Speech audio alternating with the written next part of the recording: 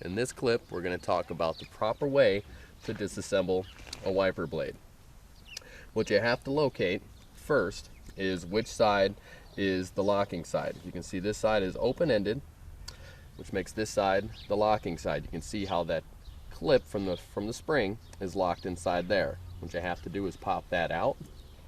It can take a little bit of effort.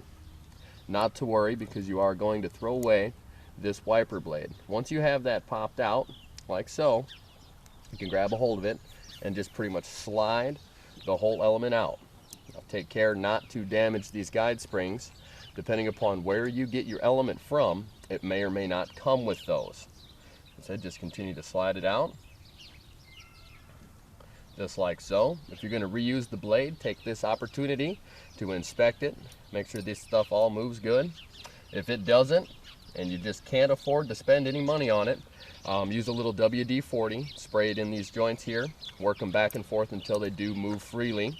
Also check the grasping hooks, make sure none of them are bent or damaged from foreign debris, and you should be ready to install your new element.